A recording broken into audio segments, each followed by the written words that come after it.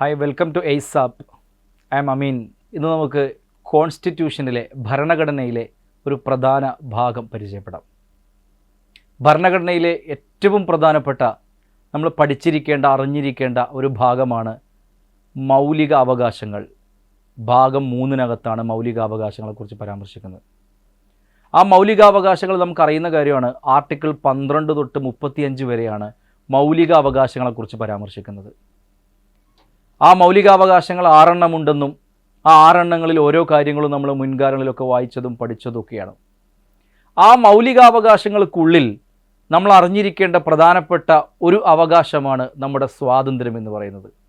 സ്വാതന്ത്ര്യത്തിനുള്ള അവകാശം എന്ന് പറയുന്നുണ്ട് ഭരണഘടനയിൽ. ആർട്ടിക്കിൾ 19 തൊട്ട് 22 വരെ നമ്മുടെ രണ്ടാമത്തെ മൗലികാവകാശമായിട്ട് സ്വാതന്ത്ര്യത്തിൻ്റെ അവകാശം നമുക്ക് പറയുന്നു. സ്വാതന്ത്ര്യത്തിനുള്ള അവകാശം പറയുന്നുണ്ട്.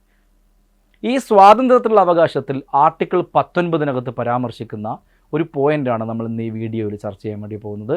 മൗലിക സ്വാതന്ത്ര്യങ്ങൾ അഥവാ ഫണ്ടമെൻ്റൽ ഫ്രീഡം എന്നാണ് അതിൻ്റെ പേര്. എന്താണ് മൗലിക സ്വാതന്ത്ര്യങ്ങൾ? നമുക്ക് പരിശോധിക്കാം.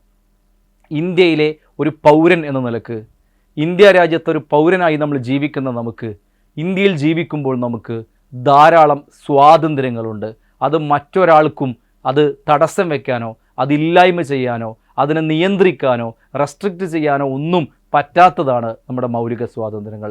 നിർബന്ധമായും ഒരു പൗരൻ എന്ന നിലക്ക് നമുക്ക് ഇന്ത്യയിൽ ലഭിച്ചിരിക്കേണ്ട സ്വാതന്ത്ര്യങ്ങളെക്കുറിച്ചാണ് നമ്മൾ ഈ വീഡിയോയിൽ ചർച്ച ചെയ്യുന്നത്. പോകാം നമുക്ക് വീഡിയോയിലേക്ക്. ഇതിനകത്ത് പറയുന്നുണ്ട്, ഇന്ത്യൻ ഭരണഘടനയിലെ ആർട്ടിക്കിൾ 19 നമുക്ക് കോൺസ്റ്റിറ്റ്യൂഷനിൽ നമുക്ക് പൗരന്മാർക്ക് നൽകിയിരിക്കുന്ന മൗലിക സ്വാതന്ത്ര്യങ്ങളെക്കുറിച്ച് പരാമർശിക്കുന്നത്. ഒന്നാമത്തെ പോയിന്റ് മനസ്സിലാക്കുക.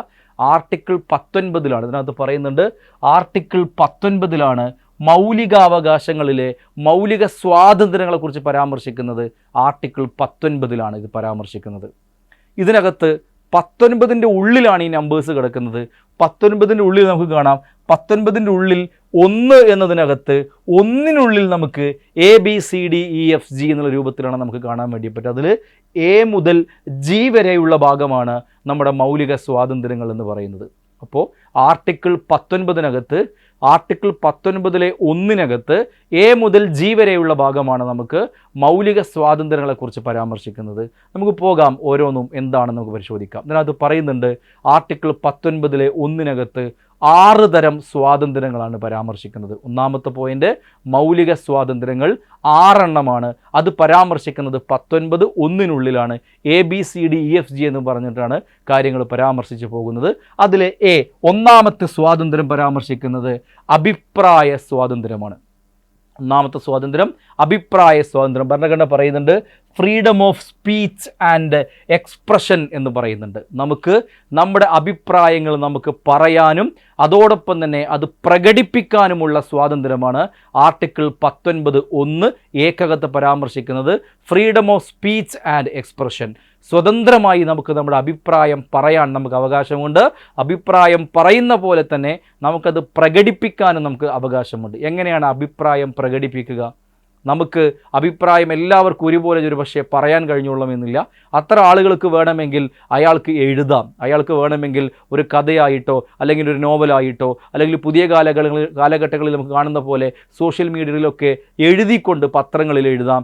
അങ്ങനെ പലയിടത്തും അയാൾക്ക് എഴുത്തിലൂടെ അയാളുടെ അവകാശം, അയാളുടെ സ്വാതന്ത്ര്യം, അതായത് എക്സ്പ്രസ് ചെയ്യാനുള്ള സ്വാതന്ത്ര്യത്തേക്ക് വിനിയോഗിക്കാൻ വേണ്ടി പറ്റും. അത് എഴുത്തിലൂടെ മാത്രമല്ല, ഒരാൾക്ക് വേണമെങ്കിൽ സിനിമയായിട്ട് അഭിനയിക്കാം, തെരുവ് നാടകമായിട്ട് ചെയ്യാം. ഇതൊക്കെ ഒരാൾ ധരിക്കുന്ന വസ്ത്രം പോലും അയാളുടെ അഭിപ്രായ സ്വാതന്ത്ര്യത്തിൻ്റെ ഭാഗമായിട്ടൊക്കെ ഉപയോഗപ്പെടുത്താം. ഇങ്ങനെ നമ്മുടെ ഫ്രീഡം ഓഫ് സ്പീച്ച് ആൻഡ് എക്സ്പ്രഷനെ കുറിച്ച് പരാമർശിക്കുന്നത് ആർട്ടിക്കിൾ 19(1)ലെ എന്ന് പറയുന്ന പോയിന്റിനകത്താണ്.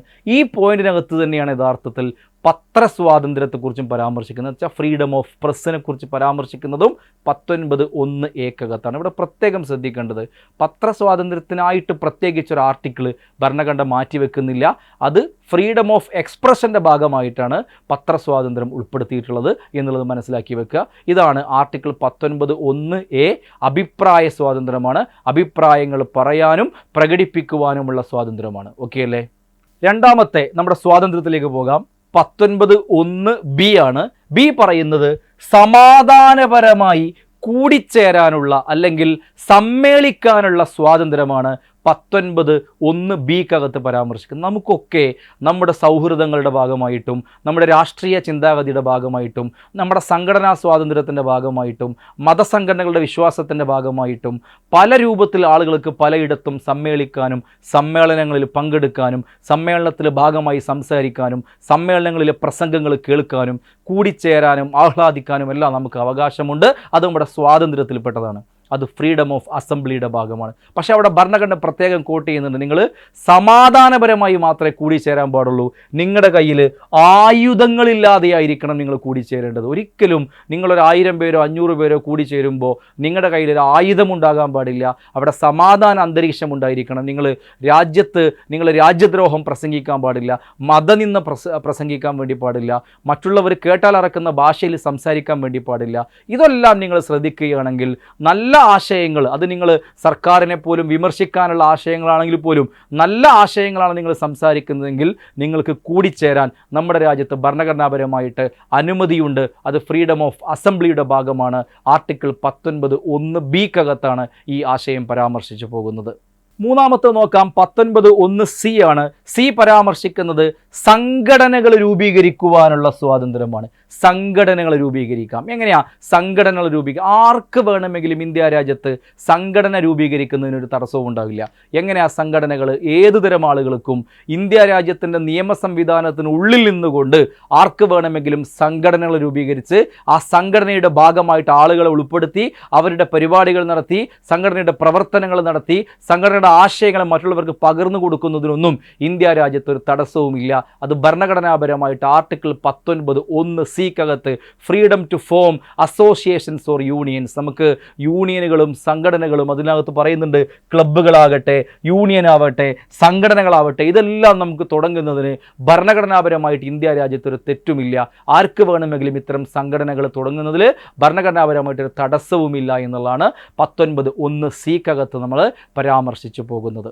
19(1)(d) അഥവാ നാലാമത്തെ സ്വാതന്ത്ര്യമായിട്ട് കണക്കാക്കുന്നത് രാജ്യത്ത് സ്വതന്ത്രമായി സഞ്ചരിക്കാനുള്ള സ്വാതന്ത്ര്യമാണ്. നാലാമത്തെ സ്വാതന്ത്ര്യം പറഞ്ഞത് ഫ്രീഡം ഓഫ് മൂവ്മെൻ്റ് ആണ്. നമുക്ക് ഇന്ത്യയിൽ എവിടെ വേണമെങ്കിലും സഞ്ചരിക്കാനുള്ള സ്വാതന്ത്ര്യമാണ് 19(1)(d)ക്കകത്ത് പരാമർശിക്കുന്നത്. പലതവണ PSC ചോദിച്ചിട്ടുള്ള ഭാഗമാണ്. സഞ്ചാര സ്വാതന്ത്ര്യത്തെക്കുറിച്ച് പരാമർശിക്കുന്ന ഭരണഘടനയുടെ ആർട്ടിക്കിൾ ഏതെന്ന് ചോദിച്ചാൽ ആർട്ടിക്കിൾ 19(1)(d)ക്കകത്താണ് സഞ്ചാര സ്വാതന്ത്ര്യത്തെക്കുറിച്ച് പരാമർശിക്കുന്നത്. രാജ്യത്ത് സ്വതന്ത്രമായി മറ്റാരും തടസ്സപ്പെടുത്താത്ത രൂപത്തിൽ ആർക്ക് വേണമെങ്കിലും ഇന്ത്യയുടെ നിയമ സംവിധാനത്തിനുള്ളിൽ നിന്നുകൊണ്ട് നമുക്ക് സഞ്ചരിക്കാനുള്ള സ്വാതന്ത്ര്യമുണ്ട്. ഇത് പരാമർശിക്കുന്നത് ഭരണഘടനാപരമായിട്ടുള്ള എത്രാമത്തെ ആർട്ടിക്കിളിലാണ്? 19(1)(d)ക്കകത്താണ് ഈ ആശയം പരാമർശിക്കുന്നതെങ്കിൽ നോക്കാം നമുക്ക് 19(1)(e) ഏതിലേക്കാണ് പോകുന്നത്? എവിടെ വേണമെങ്കിലും, അതായത് ഇന്ത്യക്കകത്ത് എവിടെ വേണമെങ്കിലും താമസിക്കാനും സ്ഥിരതാമസമാക്കാനുമുള്ള സ്വാതന്ത്ര്യമാണ് ഫ്രീഡം ഓഫ് റെസിഡൻസ്. നമുക്ക് ഇന്ത്യയിൽ സെറ്റിൽ ചെയ്യാനുള്ള സ്വാതന്ത്ര്യം ഉറപ്പു നൽകുന്നതാണ് 19(1)(e). നോക്കിക്കോ, ഇന്ത്യയിലെ ഏതെങ്കിലും ഒരു സ്ഥലത്ത് നമുക്ക് താമസിക്കുന്നതിന് തടസ്സമില്ല. ജോലിയുടെ ഭാഗമായിട്ടോ ജീവിതത്തിൻ്റെ സാഹചര്യത്തിൻ്റെ ഭാഗമായിട്ടൊക്കെ ആളുകൾക്ക് ഇന്ത്യയിൽ പലയിടങ്ങളിലും പോയി താമസിക്കേണ്ടതുണ്ടാകും. അത്തരം സ്ഥലങ്ങളിൽ നമ്മൾ താമസിക്കുന്നിടത്ത് ഒരു തടസ്സവുമില്ല. കാരണം ഇന്ത്യ രാജ്യത്ത് ഇന്ത്യക്കകത്ത് ആർക്ക് വേണമെങ്കിലും എവിടെ വേണമെങ്കിലും താമസിക്കാം. പക്ഷേ ഇന്ത്യ രാജ്യത്ത് നിലനിൽക്കുന്ന എന്തെങ്കിലും റെസ്ട്രിക്ഷൻസ് നിയമങ്ങളുണ്ടെങ്കിൽ ആ നിയമങ്ങൾ പാലിച്ചുകൊണ്ട് മാത്രമേ രാജ്യത്ത് എവിടെയെങ്കിലും പോയി താമസിക്കാനോ മറ്റോ പറ്റൂ. ഏതെങ്കിലും ഒരു ഏരിയ നമ്മുടെ നിയമപരമായ സംവിധാനത്തിൻ്റെ ഉള്ളിൽ നിന്നുകൊണ്ട് ഇവിടേക്ക് പ്രവേശിക്കാൻ പാടില്ല എന്നോ ഇവിടെ പുറത്തുനിന്ന് ആളുകൾ വരാൻ പാടില്ല എന്നോ നമ്മുടെ നിയമ സംവിധാനം ഉപയോഗപ്പെടുത്തി പറഞ്ഞിട്ടുണ്ടെങ്കിൽ അത്തരം പ്രദേശത്ത് നമ്മുടെ താമസം സാധ്യമല്ല. അല്ലാതെ നമുക്ക് സ്വതന്ത്രമായി പോകാൻ കഴിയുന്ന നിൽക്കാൻ കഴിയുന്ന പ്രദേശങ്ങളിലെല്ലാം നമുക്ക് ഇന്ത്യയിൽ ജോലിയുടെ ഭാഗമായിട്ടോ മറ്റൊക്കെ താമസിക്കുന്നതിന് ഭരണഘടനാപരമായിട്ടൊരു തെറ്റുമില്ല എന്ന് പരാമർശിക്കുന്നത് ഭരണഘടനയിൽ ആർട്ടിക്കിൾ 19(1)(e)ക്കകത്താണ് ഫ്രീഡം ഓഫ് റെസിഡൻസിനെ കുറിച്ച് പരാമർശിക്കുന്നത്.